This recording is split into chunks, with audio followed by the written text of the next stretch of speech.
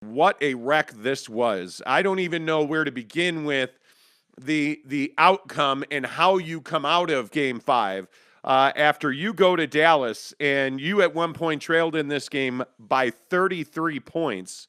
The Jazz at no point were ever in position to win this game and now find themselves with their backs against the wall after they shot a historically bad, and when I say historically bad, all time, the worst shooting performance in the history of NBA statistics, 3 for 30 from distance, 3 for 30 from 3.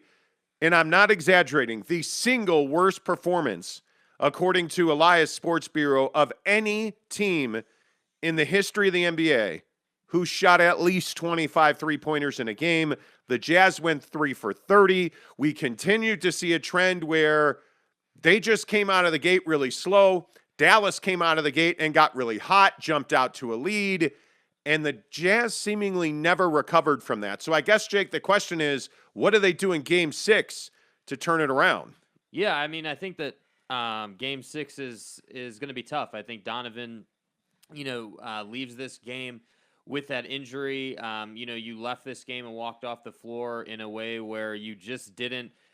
You weren't feeling good, obviously. It was embarrassing. It wasn't, you weren't in good shape. So I think, what do you do in Game 6? I think you come back home. Hopefully Donovan can play. There's no, obviously, real word on how bad that injury is. And you hope for the best from a shooting perspective. You're back home. You would think you would shoot a little bit better. Well, to update that situation, he said after the game last night he did not think it was a significant issue. It was hamstring tightness. He said he jumped. We were tweeting about it as it happened. It looked like a non-contact injury. He said he went to finish at the basket and the hamstring tightened up. I think there's a lot of drama in the way that Donovan Mitchell carries himself. Certainly as he walked off the floor, he was doubled over in pain in the tunnel, and it turns out that it sounds like, and if you believe Donovan, he says he should be good to go Thursday night. You've got 2 full days of rest. He says he should be good to go on Thursday night for Game 6 with hamstring tightness.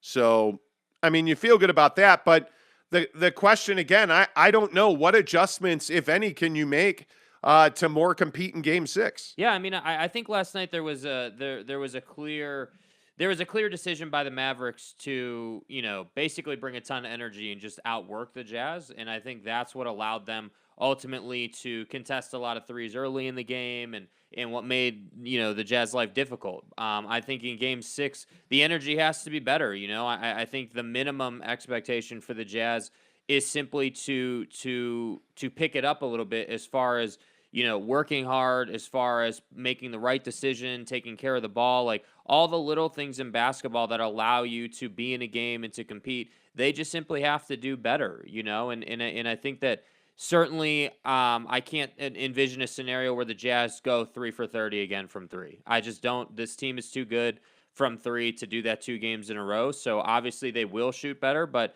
at the end of the day, I thought last night, the Mavericks' progress and the reason they won this game was because they outworked the Jazz, and they played great defense, and that ultimately led to a lot of transition opportunities. And when you're playing in your own building and you're playing in transition, the crowd's into it, and it's a snowball effect. So I think that's ultimately what happened in this game last night, and I just was surprised that the Jazz.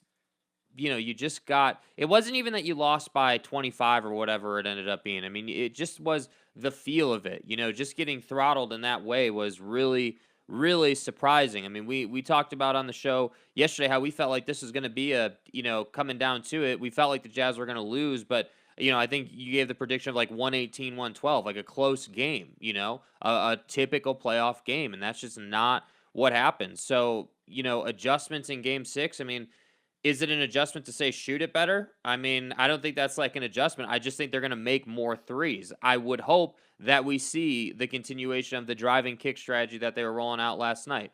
I would hope that, ball movement is something that they use in Game 6 on offense to get better, higher quality looks, because that's something I noticed too. A lot of these looks last night were contested. A lot of the Dallas Mavericks looks were not contested. So I think it's just a matter of creating good looks for guys like Bogdanovich or guys like Don or guys like Mike, so they can knock it down at a higher percentage. And I think if you can shoot, 20, if you can make 20 of them and shoot 40% to get there, you're going to be in a really good spot in this game. But I think that your point about Donovan being, you know, kind of interesting the way he handles things sometimes. I don't know if he's downplaying this or not. But what I can tell you is the last thing this team needs is a Donovan Mitchell with a bum hamstring. That's the last thing they need right now. Well, I think I'll just maintain what I've said for the last 6 to 10 weeks, which is you're watching the end of an era of Utah Jazz basketball. I think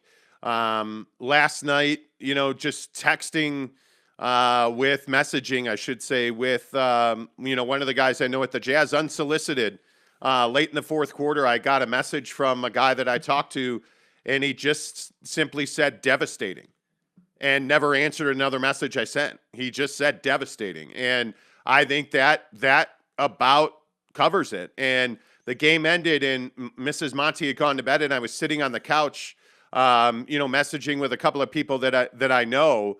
And I am surprised that NBA Voices really put a lot of this on roster construction. And I think that you are seeing ultimately what this comes down to. And I think what you're seeing is the Jazz are just simply not athletic. And what you saw last night was a Dallas Mavericks team that consistently ran away from the Utah Jazz, that consistently contested threes. You're watching a guy in Dorian Finney-Smith sagging into the paint to double team on Rudy Gobert and still having the athletic ability to get back to the three-point stripe to contest that three. Now, I agree with you. You're never going to see the Jazz go 3 from 30 from 3. I mean, they're too talented for this. But ultimately, it also goes back to the thing that everybody always says. You live by the 3 and you die by the 3. Mm-hmm. This team, I have been begging this team to drive and kick. Please, more drive and kick. And it worked splendidly last night, with the exception of the ball going in the hole when you shot a historically bad 3 of 30 from 3. The system is in place. Quin Snyder can't make this team execute. Quin Snyder can't go out there and shoot threes for this club. I think the adjustments that he's tried to make simply haven't worked. This is not a defensive team that can play zone defense in the NBA and expect to win games. That's not going to work. And I think we've seen that, 3-4 times this series, and it just simply hasn't panned out. So it's very difficult to expect a good result from something that is not a strength of yours. And the only way you get better at zone defense is you practice it a lot. They don't practice a lot in the NBA. And you have really good athletes that play a high level of intelligent basketball. This is not a high IQ team. You watch what happened with Hassan Whiteside last night in that altercation. Now, the foul against Luka Doncic, Hassan did absolutely nothing wrong. Everything short of throwing a punch in that altercation after that was really stupid. And to get yourself a double technical and ejected in that situation, and a lot of fans on Twitter last night were saying that Reggie Bullock also got ejected. He got ejected because he had picked up a previous technical foul. And then he got involved in that, which also was really stupid. But for Hassan Whiteside, you can't get ejected in this game. You simply cannot. You cannot get into an altercation like that. He just needed to put his hands up and walk away. And yet you see this continually. You see, again, Royce O'Neal body blocking Luka Doncic, negating 1 3-pointer out of the corner, which last night would have been amazing to have that 3-pointer go in. But because Royce O'Neal wants to play football instead of basketball, the 3-pointer is disallowed, and it's a foul on Royce O'Neal. Just really stupid, low IQ basketball from a team that has been known as a high IQ team. And it just it's symptomatic of a team that knows they're done. Mm-hmm. This is symptomatic of a team who no longer believes that they can compete at the upper echelon of NBA basketball. And I think that, to me, is what really stood out. And we've kind of touched on it, I think, a little bit during this series in the last 2 months of the season. I think this Jazz team knows that they're not as good as they once were. I think they now are acutely aware of the fact that the Dallas Mavericks are a better team. This was going to be a close series without Luka Doncic. If Luka plays the kind of basketball he played last night, this thing is over on Thursday night. There's just, you're not beating them. When you look at some of the numbers in this game last night and you realize that it's not like the Dallas Mavericks shot the lights out. Dallas shot 27.9% from three, which is horrendous. Spencer Dinwiddie has been awful in this series, shooting the basketball. They continue, Luka included, continue to miss free throws last night. They only shoot 76% from the line, and the biggest felon there is Luka Doncic, missing 4 free throws last night. It's not like the Dallas Mavericks played their best basketball. That's the thing that really scares you. But they got back to doing the things that they do very well. Jalen Brunson, again, one-on-one against Rudy Gobert repeatedly. Spencer Dinwiddie, again, one-on-one against Rudy Gobert repeatedly. You look at Luka Doncic, somehow, some way, that last three-pointer he had 3 full steps, and nobody steps out on him. And he takes a wide-open 3, does his little shimmy dance, and we wind up calling a timeout. Like, it is the absolute worst-case scenario. And the problem that I have is I don't see a way to fix that. Because we can sit here and we can talk about, hey, you guys are too hard on the Jazz and they're making an effort. It's not that their effort is the issue. We talked about this with David Locke the other day when David Locke said on Twitter that he watched every play over and over and it was a lack of effort. No, it's not a lack of effort. It's a lack of ability. It's a lack of ability. They can't compete with the Dallas Mavericks' athletic ability. It is that simple. We are watching it. And for everybody who got pissed when I said, hey, that game in Houston is a real problem. That game where they won in overtime and they waved goodbye to the fans in Houston, you know why that was a problem? Because it was an absolute indicator of what things were to come. And all you're seeing is the LA Clippers series from last year, the Houston Rockets, the Minnesota Timberwolves. You look at all these teams that just come in against the Jazz and they just run by them. They force them to get into the paint because they know that the Jazz are going to turn the ball over. Last night, the Jazz turned the ball over 13 times and gave up 21 points on 13 turnovers.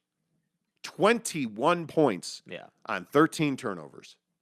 Incredible. And the other thing real quick, not to just rant on, but the other thing that should shock you, do you know how many fast break points the Dallas Mavericks had last night?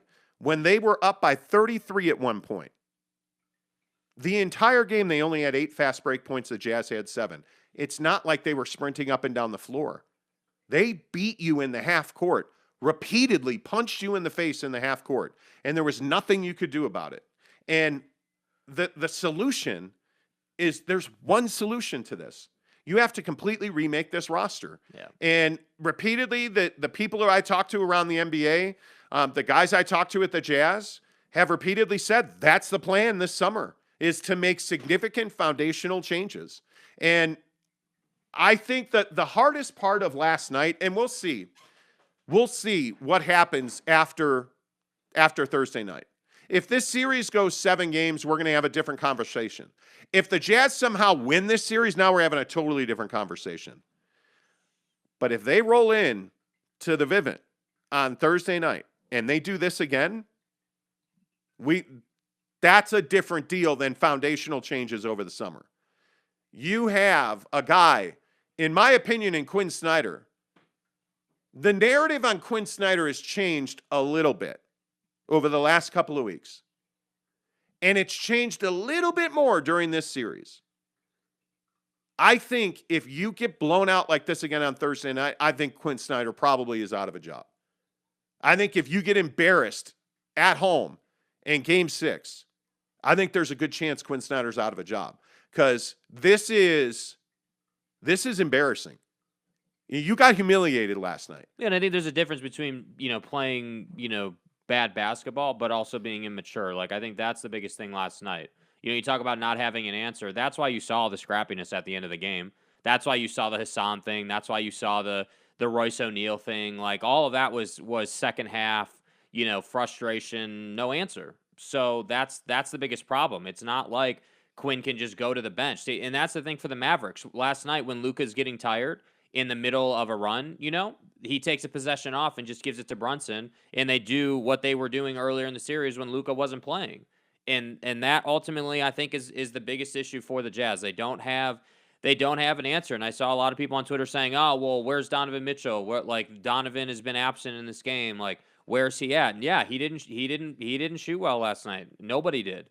And he didn't have a good performance last night. Nobody did. And so that's why I say, like, I don't know if this is a product of this team being tired. I don't know if this was just like, hey, the Mavericks were just better than us tonight, or what it is, whatever narrative we want to go with. But I just felt like they just didn't come ready to play. Like whether we're talking about turnover, like Bogdanovich turning it over on the post, whether we're talking about not playing good defense, whether we're talking about going 3 from 30 from 3, like that's like they just were not mentally ready to go into Dallas and compete. And in the NBA, even against the worst team, if you don't come ready, you're going to get lit up. And I think that this Dallas Mavericks team, while I don't think they're certainly an NBA Finals team, they're definitely good enough to beat people. And I think that was the frustrating thing for me last night watching this game. Yeah, it is certainly frustrating, to say the least. But again, your frustration should be with this roster. I think too quickly we try to point the finger at, oh, Donovan Mitchell this or Rudy Gobert that. I again say Rudy getting exploited by Jalen Brunson and Luka Doncic last night is not Rudy Gobert's fault. I mean, Rudy Gobert is a wonderful defender in the paint at the rim, but in no way, shape, or form should this guy be one-on-one with a guard on the perimeter. And Luka Doncic is not a guy that relies on quickness. He's battling a significant calf strain, and he went right by Rudy Gobert, who is a 7'1" center and should not be guarding guys on the perimeter. I again just continue to maintain that Rudy Gobert should not be on the floor in a game like this. Rudy Gobert should be a 20-minute guy in a game like this, not your leading scorer. Rudy Gobert was the leading scorer last night. I don't know how much you guys have looked in. I've spent a lot of time trying to find some trends in these numbers. Rudy Gobert had 17 points and 11 rebounds last night. He was by far your leading scorer among the starters. And the only guy who really had a good game last night was Jordan Clarkson, scoring 20 points, 9 of 15, 20 points. Not as efficient as you would like. Now, 0 of 4 from 3, but not as efficient as you would like, but 9 of 15, 20 points. He's the only guy that really answered the bell. I mean, did his job. Again, I think we're watching a guy in Mike Conley simply unable to do the job. He looks, and the entire team, not just Mike Conley, this entire team is out of gas. They look absolutely exhausted. They are not able to run up and down with Dallas. I think you're watching hustle plays, all of them go to the Dallas Mavericks. I mean, I look at Richardson last night, or Green last night, excuse me, and it's shocking that he plays 14 minutes, doesn't make a shot, but made 3-4 really critical hustle plays along the baseline and the sideline. He saved that one ball that wound up going down as a three-pointer after some rotation. That was a big moment in that game. I look at Maxi Kleber is a great example. I don't think Kleber scored last night. Nope. He did not, but he gave you 5 rebounds. He's in the paint, putting a hip into Rudy's chest, rebounding the basketball. Like, they beat you in every facet of the game. They out-hustled you. They out-muscled you. They shot the ball better, even though they didn't shoot well at all. They shot the ball better. They moved the ball better. They executed their offense better. Like, you got humiliated last night, and there's no way to fix that. That's the issue. There is no such thing. Like, I was listening to some audio this morning of Rudy Gobert talking about, we're going to find out who we are. He said something. I'm like, dude, if you don't know who you are as a ball club already, that's a little surprising to me. Yeah. Like, did you need to trail by 33 in game 5 of a playoff series to figure out who you were? Like, the things that this team says don't match up with the performance that they put out on the floor. Yeah, and I don't feel like they have a fix for Game 6. There's not one. It's not like we're sitting here talking about them, going, just 3 for 30, but the defense was on lock and they didn't turn it over and everything else was fine. It wasn't like, hey, they lost because they shot poorly. Like that. That's why I say like that question about, hey, like what are we gonna do in Game 6 to have a better outcome? I'm not exactly sure. I literally just think it's, hey, you're going to shoot the ball better, but the effort has to be at a higher level. But I also wonder, what was the expectation coming into the season? Because my guy, Tony Jones, who I think is head and shoulders the best Jazz guy that covers this team, Tony Jones wrote a column after the game last night that said a season that began with so much promise is on the brink. Did this season begin with so much promise? Well, I think when they re-signed Mike Conley, if we think back to that, the reason that they said they re-signed him was because they wanted to run it back. What was the narrative coming onto the team? Hey, we lost to the Clippers because of injuries. That's essentially what the narrative was. Hey, we didn't progress through that series because we had injuries that prevented us from playing our basketball. So let's run it back with Mike one more time. So we're going to re-sign him. And let's see what we can do. But that's not how it's panned out, even though he stayed healthy. I totally disagree. I don't think there was promise in re-signing Mike Conley. And again, it's on tape. Everything we say on the show is right there in front of you. It was a huge mistake to re-sign Mike Conley. This is a guy that's always injured. Right now, he's out of gas, and you're paying him $21 million a year. Like, I never saw great promise. Where the flying fuck is Rudy Gay? Somebody explain to me, the great Rudy Gay signing, depth, small ball. Rudy Gay hasn't played a solitary second in this series. It's the playoffs, and he ain't playing. Somebody explain to me what happened to Rudy Gay. Like, what happened to the rotations? What happened to, oh, my God, this depth? We're begging for Eric Paschall minutes. That's where we are as a basketball team. That we're watching this team, and we're begging for Eric Paschall minutes. And so you can say that I'm sitting here revising history. Go back to October, September, and look at what we said about Mike Conley. I said specifically, this is a mistake. Yeah. This is a contract that will come back to get you. Paying the luxury tax for Mike Conley set you back 2 years. If you had the real desire to remake this roster, and I'm telling you the reason they didn't do it is because Danny Ainge wasn't ready to come to work. Mm-hmm. Danny Ainge was not ready to take over this team. So they kept the status quo, and it's a huge mistake. So anyway, my point is, Tony Jones saying that this season started with so much promise, I just don't understand where that promise was. Because I didn't look at Mike Conley coming back. I didn't look at Rudy Gay. Rudy Gay should have been a nice signing, but what was he when you signed him? He was hurt. Yeah. He was an older player that was hurt, and he was hurt for a lot of the season. He was ineffective for a lot of the season, and frankly, I don't know where he would play in this series. I mean, I would at least try, but maybe he's not available. I don't know. I just look at Mike Conley, and I look at the guys on this team. You're playing Nickeil Alexander-Walker and Jared Butler trash minutes last night, but no Rudy Gay at all. Yeah. And I don't understand why the expectations were so high for this team. Now, we're talking about it like the series is over. It's not. You have a Game 5 Thursday night thing. Thankfully, there's 2 days off to recover from this. But I wouldn't expect a whole lot of changes. I just would not. I think the Utah Jazz are likely telling themselves, oh, we got to get our minds right. And we've got to, like Rudy Gobert last night talking about mindset was wrong. How is your mindset wrong in the playoffs? Yeah. How is your mindset wrong? How did you come up with, what did he say last night? He said something to the effect of, we didn't match their energy. Yeah, and I he think said our mindset was disappointing. It felt like we didn't respond to their intensity and their focus. They just outplayed us. So you weren't intense or focused? That's not on Quin Snyder. That's on you. Like, how is that possible? Bojan Bogdanovic saying we have to do a better job of moving the ball and playing the right way. What does playing the right way mean? Are we playing the wrong way if the ball's going in the hole? There's just no accountability on this team. And this isn't a loss. Remember I said this. This is a loss that you're going to remember, that you are going to point to and say, this was a moment in time. where if Quin Snyder gets whacked, that's why Quin Snyder got fired. Hey, if Rudy Gobert, when Rudy Gobert gets traded, you'll remember this loss. Because for all the Gobert supporters who say he's a vital part of this team, okay, he was among the starters. He was your leading scorer. By far, not close. He was your leading scorer. How did that work for you?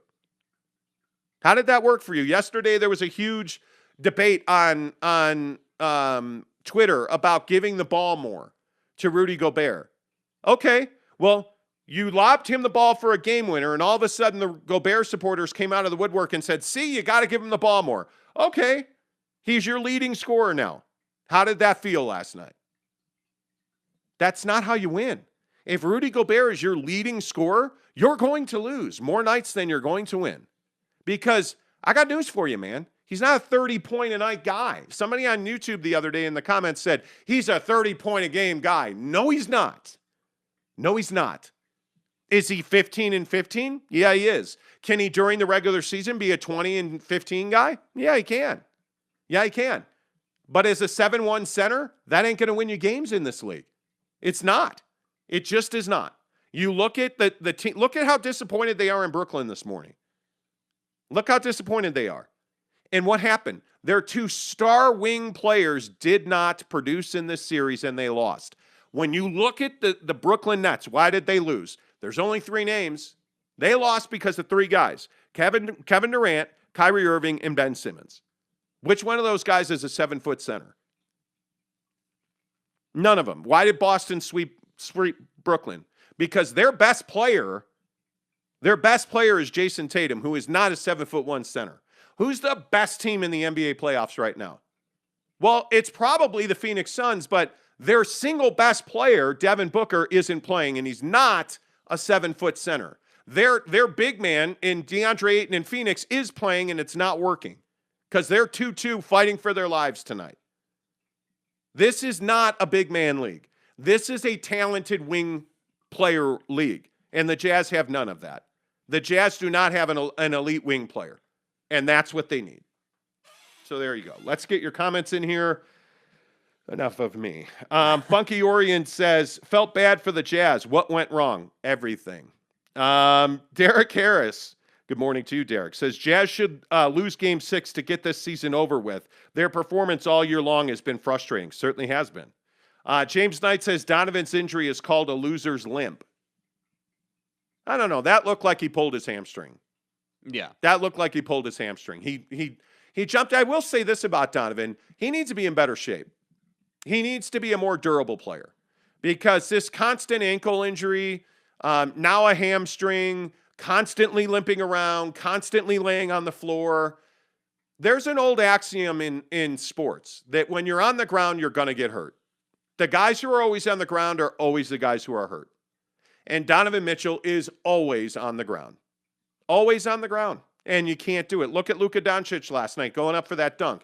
Luka Doncic has no business trying to dunk on Hassan Whiteside. But nobody ever accused Luka Doncic of being a smart player. By the way, where did he end up on that play? On the ground. At the feet of a 7-footer. That's not where you want to be if you're Luka. My point is, Donovan Mitchell's got to be more durable. He's got to be smarter, and he's got to stay off the ground. Donovan Mitchell should not be laying on the ground because the players on the ground are always the ones getting hurt. Good morning, Jordan A. Good morning, Ngarsi. Funky says, sorry to comment or ask, is that hamstring injury an excuse to lessen Don's poor effort? No. I think Donovan Mitchell, and I'd have to go back and read his quotes after the game. He did not pull any punches. He straight up said they weren't good enough.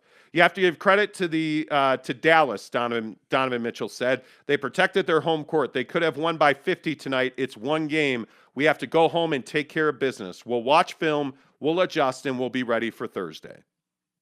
Mitchell also said he'll be fine to play Game 6 on Thursday night. I don't think Donovan is a lot of things. He's a drama queen. Yes. Yeah. He is a guy that lays on the floor a lot. Yes. He's not an excuse maker. He generally owns it. He's not a guy who points fingers at other players or Donovan Mitchell generally owns it, and he owns it. And Garcia says Jazz are going fishing real soon. Shout out to No Mamba. Okay. I'm not sure what you mean, No Mamba. Tanner says it's been said before, but the Jazz need a rebuild badly. I would agree. Edgar Garcia, good morning too. He says they straight up sucked. They were terrible. Might as well talk about delicious tacos. Seriously. I had a Jersey Mike's sub last night for dinner. Fit right into the calories, 745 calories. If you leave the olive oil off, 545 calories. So I left the olive oil off. It was lovely. Also had Chipotle yesterday for lunch. Not lovely. We should talk about that a little bit too, because I'm kind of tired of people who work in a burrito place not being able to roll burritos. It's getting a little old. Eric C. says, wasn't going to miss this one either. Okay. We are, I think you mean where. Where was Quin's adjustments? Okay, again, and Garcia, I just asked, what adjustments do you want him to make? The adjustment I wanted him to make was to take Rudy Gobert off the floor, and he wouldn't do it. It's your $41 million guy. You ride with the guys who brought you, riding with Rudy Gobert. And again, don't misquote me on this. Do not misquote me on this. It's not Rudy Gobert's fault he is getting repeatedly beaten to the basket.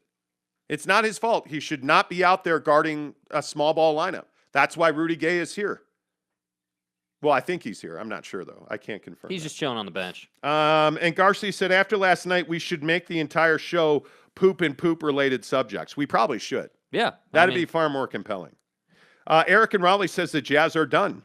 Eric C. says, save that show for Friday and Garcia when the season flames out. I actually feel pretty good about Thursday night. I have a hard time believing they're getting beat at home to end the season. That doesn't feel like how this series will go. And Luka Doncic last night said something that was pretty surprising. Luka said that he is out of shape. He only missed 10 days. Now, as a pulled calf, you're probably not doing a lot of cardio. Okay, I get that. But are you so out of shape that you're having trouble staying at game speed, he said? He's not exactly the most cut player, as we all know. No, I would agree with that. Jesus Christ destroys atheism. Says Donovan's hamstring. This now makes 3 straight years being banged up. Danny Ainge will be trading most likely 6 players and hopefully fire Quin. He won't stand pat. Trust me. You watch. Okay. And Garcia says Jazz need them new white and poop brown uniforms. Okay. It's a poop theme for Garcia today. Can the Suns hold off the Pelicans? Well, I think that's a very interesting question. Booker is not going to play tonight. And he's got a grade 1 hamstring tear. Strain, which, by the way, a hamstring strain, I don't know how many people know this, means there's a little tear in the middle of the hamstring. Anytime you hear the word strain, it means that there's tearing in the hamstring. It's not a complete tear. And usually it's in the middle of the muscle fiber, so it's like a little hole. And think about a bed sheet with a hole in the middle of it. That's how it was described to me several years ago.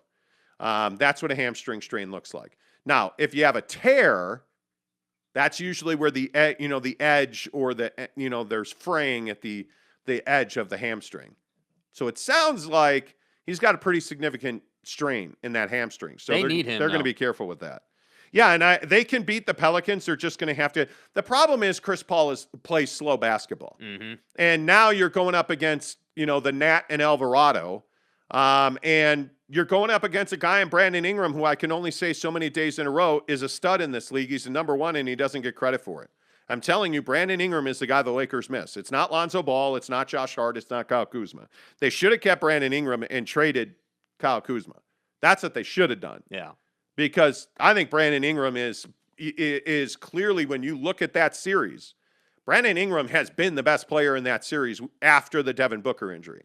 Dev was clearly, he was dominating him. He was dominating that series. I think there's no doubt Brandon Ingram is the best player left in that series right now. And by the way, I think it also should be noted, anybody noticing what Fat Ass is doing in pregame warm-up for the New Orleans Pelicans? And by that, I mean Zion Williamson. The big thickie is throwing down between the legs dunks. He is warming up, cutting, like he's a guy that's playing one-on-one versus trainers, and you're telling me he can't give you 15, 20 minutes a night? I'm for real. You're telling me that what we see of Zion Williamson in pregame warm-ups, you're telling me he can't play? Oh, he can play. They won't let him play because they're going to trade him. And they can't afford him to have another shoe blowout, knee injury, spend more time eating Little Debbie's while he rehabs another injury. Let that be somebody else's paycheck. And I think that's why I think he's not playing, because I think they're going to trade him. But yeah, I do think that the Suns win tonight. That game's in Phoenix. My guess is they win. Mercy, you guys with the comment dump here. Let's see. Eric and Raleigh says Gobert is a better post defender, but he makes it so the Jazz are playing 4-on-5 on offense. Sort of. The problem for Rudy Gobert, or the problem I should say with Rudy Gobert for the Jazz, is this Jazz team needs fluid motion to really be effective, because their best offense is drive and kick with this group of guys. But when Rudy Gobert's on the floor, what's he going to do? He's going to set that high screen and he's going to roll to the basket. So where is he when he does that? He's at the top of the key going to the paint. What happens when Rudy Gobert's in the paint? They don't throw him the ball, number one. And number two, he clogs up the cutting routes. You're not running through there with the basketball because you're going to lose it. That's why there's so many turnovers in the middle, because Rudy Gobert brings multiple guys in to the paint because they're going to sag to stop the lob, and they know if the lob's not coming that Rudy's just going to be there, so they just put a body on him and they play space with him. So you're taking space because you don't have to guard him. Like, you don't need a forearm in his lower back because the guy has no move. So you don't respect his back to the basket game. You just have to protect against the lob with Rudy. And when they're not shooting the three well, they don't have to, they can sag more. So they're taking Rudy away, and you're not shooting the three well. What do they really have to defend? Which is why Dorian Finney-Smith can double Bogdanovich on the block. Okay, so Ruff's official says the length you guys will go to not to criticize your hero, no D, too short, no mid-game, Little Don. So have we not criticized Donovan Mitchell today? What are you talking about? Ruffs, I mean, I appreciate that you're here, man, but you never have anything constructive to say. You never add. You just want to come in here and fight. So until you bring constructive, I'm not going to read your comment, because it just you never have anything but you guys love Donovan Mitchell. Okay, well, give me something other than that, perhaps. And our biggest criticism of Donovan Mitchell is that he's got to add a mid-range game. You've been saying for it has to be months or longer, a year. Okay. And I just said he was out of shape. Yeah. Like, what more am I going to say about that? What do you want me to say? He didn't shoot well? The whole fucking team shot poorly. Yeah. Is that a Donovan Mitchell problem? We've talked about that he hasn't shot well the entire series. I mean, I just don't. What is there to say about that? What is there to say about Donovan Mitchell's performance other than he's out of shape now? He hasn't shot well. He's been constantly injured for a year, battling these ankle injuries. Like, what more is there to say? Yeah. You don't want to hear that he's the exact player they need to build around. They're built around Rudy Gobert currently, and that is a wasted effort. It was the wrong tack to take. They should be built around Donovan Mitchell. You don't want to hear that because you don't like the guy. It's to me, like 5 people asked yesterday, are you guys even Utah Jazz fans? No, we're not. No, I'm not. You can be what you want to be. I'm not a Utah Jazz fan. I am objective to it. I was born and raised in Chicago. I'm a Bulls fan, have been, and probably always will be. I am not a Utah Jazz fan. It allows me to be objective. I've seen this team play for 10 years, and this is the same team over and over again. It's not hard to diagnose. It isn't. Nothing has changed with Ryan Smith. Nothing. You want somebody to blame, that's the guy you blame. You don't blame Donovan Mitchell when the whole team doesn't shoot well. You don't. Anyway, it's not worth the time. I think the Jazz celebrated too hard when they won Game 4. That's probably why they were tired. I don't know why they were tired. It's ridiculous. Yeah. It is ridiculous to me that you're that tired that you were essentially standing still. That's ridiculous. It just is. It's amazing to me that you have the talent you have on this team. Look at the numbers last night. Royce O'Neal, 5 points. Bojan Bogdanovich scored 2 points last night.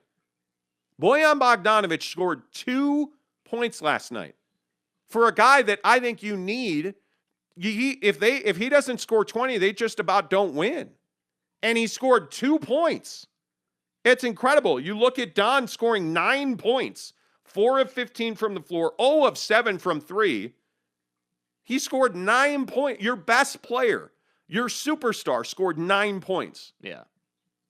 The problem is, this is that game. If this is February, you just throw this game out and forget it ever happened. The problem is, it's April and it's game 5 of a playoff series, and you no-showed. And what I think again was the biggest game of the year. 2-2 in a 7-game series. Game 5 is the whole thing. This is your entire kit and caboodle in this game. And your best player scores 9 points. And then you look at some of the other performances, like 23 minutes out of Daniel House, and he scores 8 points, 4 rebounds, no steals, 1 block. I mean, it's incredible. It's incredible that Jordan Clarkson was your best player last night. 32 minutes, he scored 20 points. Yeah, he's probably been the best player, for most of the series. It's crazy. The box score last night, you would have think they lost by 50. And I don't know how they didn't. I really don't. Tanner says, I don't think Quin gets canned if the Jazz get blown out in Game 6. He's not the main problem. The roster construction is the main problem. If they lose again the way they lost last night, he's done. He's done. You can't bring him back. You cannot. It is, and I love Quin, as you know. I respect the hell out of that guy. I think he's top 3, maybe 4 coaches in the NBA. I mean, if Steve Kerr and Monty Williams are 1 and 2, I mean, if you look at the guys left in the playoff, he's better than Doc Rivers by far, in my opinion. I mean, you look at Nick Nurse in Toronto as a very good head coach. I mean, other than that, I look out west. There's not. I don't know if I would take anybody else over Quin out west. I mean, other than Monty Williams, who I think has done a great job. But other than that, I mean, Quin Snyder, to me, is an excellent head coach. Steve Kerr, I would take Steve Kerr. I think he's top 4 or 5 coaches. Yeah, and I think that sitting here running it through. Itself. I mean, I think what he's had to work with and what they've been able to do as a team. Like, I almost feel like this season makes the what they did last year even more impressive. Like, being the 1 seed in the NBA last season, like the postseason that you did have, even though you flamed out against the Clippers. Like, now this season, the way it's gone down, I'm like, damn, dude, like you did crazy work last year. You did God's work last year, frankly, because this team, and that's the thing that's so befuddling to me, and probably what we'll talk about this summer. How is it that you were that team last year? You basically have the same roster this year, and you're nothing alike. This is just 2 completely different teams. Jimmy, we'll get to Jimmy asked about Ukraine, but his comment got filtered. We'll get to Ukraine in the non-sports stories today. A couple more, and then we really need to get to the rest of the NBA. Eric and Raleigh says the Jazz players just don't want to be there. I totally disagree with that. I think this Jazz team is full of incredibly proud professional players who just can't do it at the level that they did 2 years ago. Bogdanovich gives his heart every night, dude. Yeah, I mean, you can say a lot of things about this Jazz roster that they quit is shocking, and I do think they gave up. I think quit's a strong word. They gave up last night. I think that they got beaten into submission. I mean, in the third quarter, that they came out and just absolutely got destroyed by the Mavs last night. Yeah, they gave up. But I think you see the problem is you're watching guys like Royce O'Neal throw body blocks because he has nothing else to do. And it's embarrassing. It is embarrassing that they've sunk into that level. I look at Bojan Bogdanovic. You can say a lot of things about Bojan. I don't think I don't think Bojan Bogdanovic is like, man, I fucking hate it here. Let me throw up a brick. Like that. That's just ridiculous. Yeah. Most of the guys who play in Salt Lake City love playing in Salt Lake City. I think Rudy Gobert loves playing here. I think Rudy Gobert would be here the rest of his career if they would let him. Hopefully they don't. I don't think guys here are like, I can't wait to get out of here. I just don't think that's the case. I think you're looking at guys, and Bojan's probably the best example of this. He's just not physically capable of competing at the top end of the NBA. I mean, he's just not athletically gifted that way. And he really never has been. What is his highest, best skill always been? He's always been a sniper.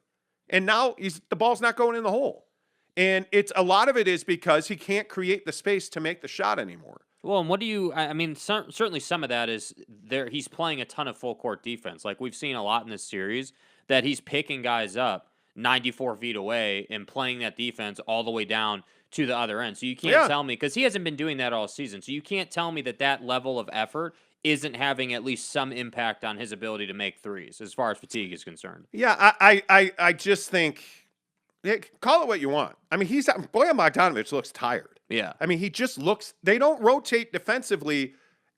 Okay, so what is it? You either don't know to rotate or you can't rotate. They know to rotate because you can tell they're just too slow to get there. That Reggie Bullock 3 on top where he was open by 5 feet is just, I mean, it's unacceptable, man. Like,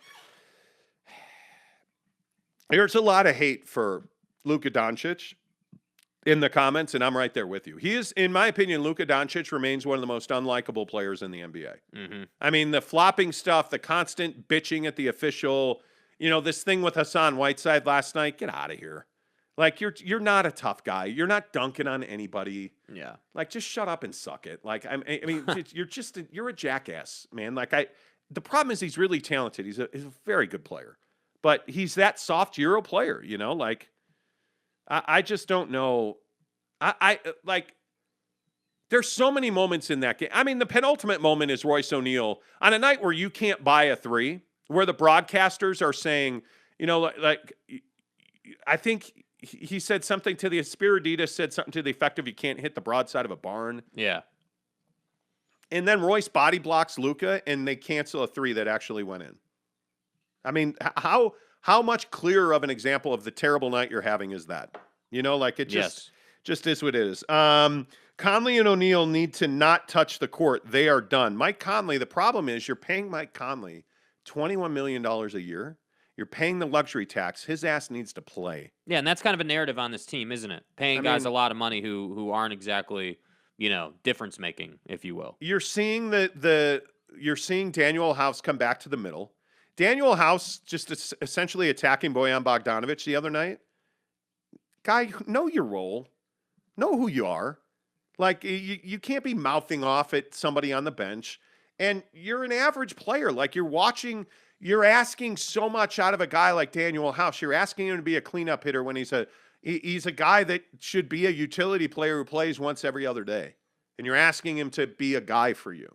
I mean, I was happy to see that smaller defensive-minded lineup, but not with Rudy Gobert. Like, it just doesn't – they don't have the pieces to fit. They really don't. I just think that you – with Rudy on the floor specifically, and I don't mean to be redundant. I know we've pounded this topic into the ground, but you either got to give him the ball a hell of a lot more or he can't be on the floor. And the problem is that Rudy – if you throw Rudy the ball in the mid post, put him in the middle of the paint, throw him the ball. He is a really good passer. And I'm being serious, but he won't pass. He wants to dribble. He wants to bring the ball down, dribble it, and then try to do a finger roll layup. That's always a turnover. It's always a turnover. They repeated the stat last night on the NBA postgame show. He is 18%. 18% when he dribbles the ball. I said 18% when he dribbles the ball. That's horrendous. By far the worst in the NBA with one dribble or more. It's terrible. Like it's just terrible. Yeah. So if you give him the ball more, and this is what I say to guys like Ruff's official and everybody else who wants Rudy to get the ball more, why would you want that? Tell me the positivity that comes from feeding Rudy Gobert. What good happens when you give him the ball? If you're not lobbing it to him, that play the other night to win game 4. You lobbed him the ball, he dunked it. He's going to convert that 70-something% of the time. I'm all good to lob Rudy the ball and let him dunk it. But what are the Dallas Mavericks doing to prevent that? Last night you saw it. They attached a body to him, whether it was Jalen Brunson, whether it was, Maxi Kleba at one point, Dinwiddie had him at one point. They always had somebody's ass on his hip. You're not going to get that lob.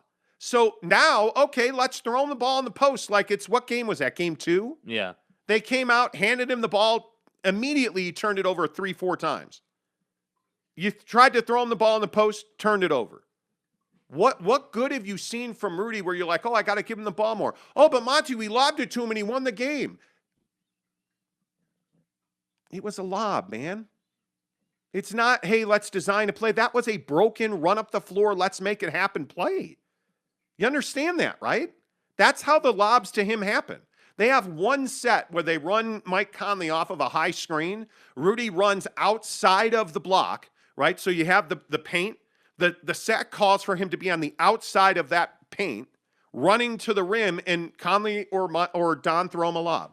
That's the design play for Rudy. Why do you think they've stopped feeding him the ball? You notice they haven't thrown him the ball in the post the rest of the series since Saturday, I guess that was. And he tried to post up last night. And they didn't throw him the ball because it's a negative return. And you're down like 117 points. I'm not throwing Rudy Gobert the ball in the post. I need to make threes. No, unfortunately, they shot 3 of 30. It didn't work out well. So, here's what it is. Can't dish much to Rudy. Can't catch the ball. That's the other thing. Him and DeAndre Ayton have this in common. Rudy is a much better receiver of the basketball. DeAndre Ayton just can't catch the ball. Yeah. He does not catch it well. Rudy Gobert catches it, but he bobbles it a lot because he has to move it. He knows. And I think you'll see him work this out of his game. He catches the ball, and what's he do? Because he generally gets the ball here. And what's he immediately do? Boom. Ball comes down to his shoulders, chest level. You get below them nips, boy, and you in trouble. Mm-hmm. Right? And that's what happens. And so what's he do? Ball comes here, and then you'll see him pivot and try to power dribble. And it's an immediate turnover. Because as soon as he puts the ball on the floor, where does it go? To his left hand, because that's what his comfort is. But what's the problem? Because he's on the right block. So what's the problem when you are lined up on the right? If the ball's in your left hand, now you're away from the basket and he has no jump shot. So it just doesn't work, and their offense doesn't facilitate him on the left block at all. Well, and there's no coming back from when let's say he does get that shot up. It's really hard to rebound that for the Jazz because the Mavericks are collapsing. Everybody's right there. At least on the 3 ball, the Jazz have a chance. Yeah. Eric C. says, Don's a drama queen. He is anything but a drama queen. Jazz fans don't know how to treat their stars. When I say that Don's a drama queen, what I mean by that is that Donovan will lay on the floor and roll around and slam his hands on the floor. Last night is a great example. He hurts his hamstring and immediately signals to come out of the game. No problem. But then what's he do? Bends over on the baseline, limps to the sideline, stops in front of the bench, bends over in pain. Oh, God, I'm in pain. Takes 3 steps behind the bench. Wait, cameras are on. Okay, bend over. I'm in pain. Then he gets to the mouth of the tunnel where you walk into the locker room area, stops at the mouth of the tunnel and bends over in pain. Come on, guy. Just walk back to the locker room. Everybody knows you hurt your hamstring. We get it. We get it. That's what I mean by he's a drama queen. Yeah. That's what I mean. He is a superstar by any measure. There is no doubt about that. You know, Ruff's official says Rudy can dunk with ease and has 72% field goal percentage. Little Don, here we go with the name calling again. Little Don has no mid-range game and shoots 30%. So why not dish to Rudy as much as possible? Because he turns the ball over. I just explained it. The 70% stat is one of the, like, we've been talking about that stat for months. Like, everybody wants to say, oh, well, he's got 70% from the field. Yeah, I'd have 70% from the field if all my attempts came from the restricted area. Like, you have to understand, like, take it with a grain of salt. It's not like Rudy's out here at the elbow or the 3-point line and he's shooting 70%. And again, I'm just asking you, man, is that your best offense on this team? If Rudy Gobert is dunking the basketball, you only get 2 points for that. This team thrives when they shoot and make threes. This team thrives. And by the way, why did he have a big game last night? Because they shot historically bad from 3. He had 17 points and 15 rebounds. His best, highest use is when they're not making jump shots. And because he's arguably the best rebounder in the NBA, Rudy is. So he feasts when they miss shots. Like, let's not. The thing I hate is when we do, oh, well, he's 70% from the field, or we take, and we see this all the time on Twitter. We're going to take a stat. We're going to use that stat to build an argument, but that stat is a house of cards. It doesn't apply to the floor. Yeah, it's incredibly Like misleading. it just is not it's not realistic. Can I agree that Don needs a better mid range? Can I agree? And I've been a little bit harsher on Don. I don't think he's shown up in this series the He way he hasn't. should have. Like I just don't think that he's done what he needed to do. We can talk about that, but let's not say that well we need to give the ball to Rudy because little Don or no Mamba Don or whatever the hell they call him is not a good option. He's your best option, and he's not playing well. That's a problem that needs to be fixed. Yeah, I just think that Rudy Gobert has a very specific use. He has a very specific use. He cannot create his own shot. You cannot throw him the ball because he cannot dribble. And I just say, okay, if his field goal percentage is 72%, but he only converts on 18% of possessions where he dribbles one or more times. How can you give him the ball and say, hey, post up and let's give? I mean, it makes no sense. And by the way, what happened when they makes took no him off the sense. floor? What happened to the rest of the team when they took him off the They floor? got much faster because Eric Paschall comes in usually in his stead and just runs up and down the floor. Now, Donovan Mitchell shooting an air ball on a wide open layup at the front of the rim. I don't know how you explain that. Eric Paschall missing 2 bunnies last night. Don't know how you explain that. One fan pointed out on Twitter last night that if that had been Rudy, he would have dunked the layup that Donovan Mitch. The problem is Donovan created that layup from the top of the key. So Rudy would have never been in that situation. Yeah. So like we can sit here and we can, why is it so hard for all of the rough, and even I'll ask you this, remember these guys aren't calling names anymore, so I don't expect to see nacho cheese or buckets of bullet. Bucket of bullets has nothing to do with the Jazz, by the way. There's nothing to do with the Jazz. What are you talking about? And I do call him Juanacho Belgrande all the time. That's not like little Donnie. Like, what are you talking about? What are you talking about? His name. Yeah, I'm going to move on because it's just ridiculous. It is absolutely ridiculous. Michael Burton says, again, you can't expect to win a championship in this league relying on 1 or 2 stars. You need more than that in this league. And I think Boston's showing you that. Mm-hmm. Boston's got Tatum. Boston's got Brown, but they've also got Daniel Tice and Marcus Smart, the defensive player of the year. You've got Williams. You've got, all of these guys that play their role really well, really, really well. And I think that's what makes teams like Miami very good, because Miami plays they're well coached and their role players play really well. The Jazz role players are very limited. Guys like Daniel House, guys like Royce O'Neal, they're very limited. And at the minimum, you need your starting 5 to contribute and do their job. And in this series, the Jazz starting 5 have not. By the way, all right, real quick on Brooklyn, how much blame does Kevin Durant deserve?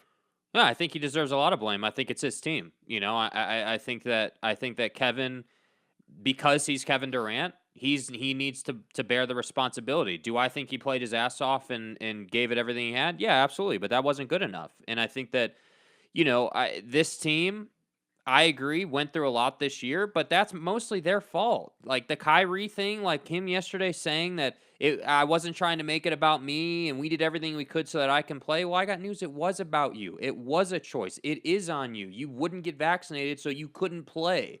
Like that's your choice and your responsibility. Like that's why we see the lack of continuity play out in the playoffs against the best defensive team in the league. Am I a Kevin Durant guy? Yes, I am. Have a field day with me today. I don't really care. The guy is the best player in the league. He didn't live up to it. And I got news for you. The reason he probably wasn't able to live up to it is because he's been living up to it all year. He's carried this team all year. At some point, the free ride for the rest of the squad runs out. I mean, you can only ask him to do so much for so long. Their 3 best players showed out last night. Kevin Durant, Kyrie Irving, and Seth Curry all played very well. The problem is you got 2 points out of Bruce Brown. You got nothing out of Andre Drummond. You got nothing out of Blake Griffin, who finally was getting significant minutes. He played 18 minutes last night and didn't score.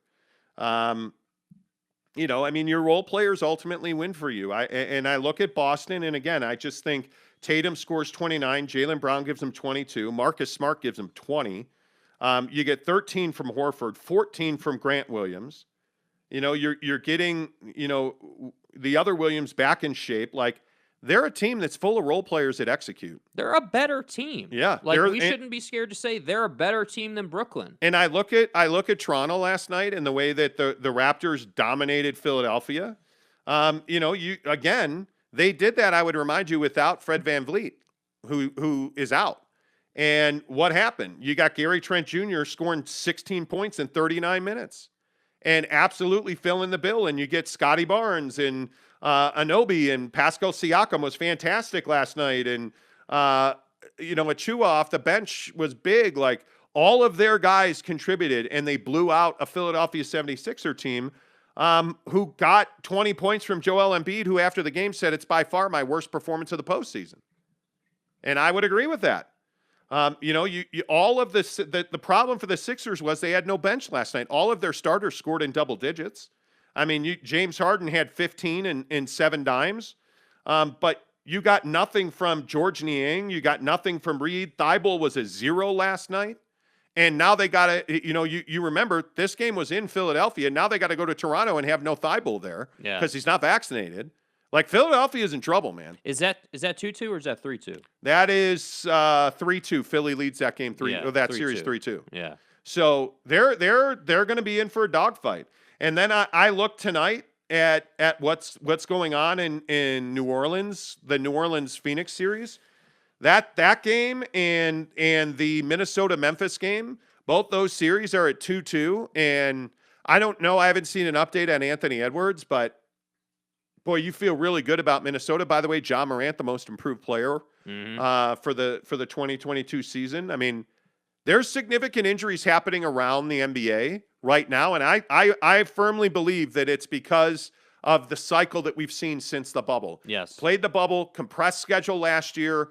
NBA, look at Devin Booker. Compressed schedule 2 years ago. NBA Finals last year, Olympics last year, short summer, right into a full NBA season where he plays a full slate of games because Book was pretty much uninjured this year.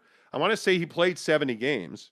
But you look at the wear and tear that's going on with a lot of stars around the NBA. This is not a surprise.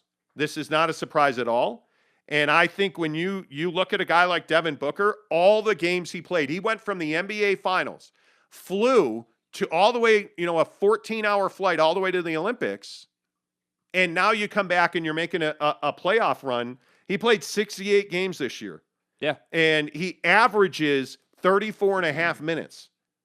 I mean, that is a lot of minutes for a guy that's played all those games. So it's not surprising he has a hamstring injury. Yeah. And the real issue is he had a career year scoring, and, the guy shoots 38% from three, 26.8 points a game, and now he's hurt, and you're in a dogfight with New Orleans.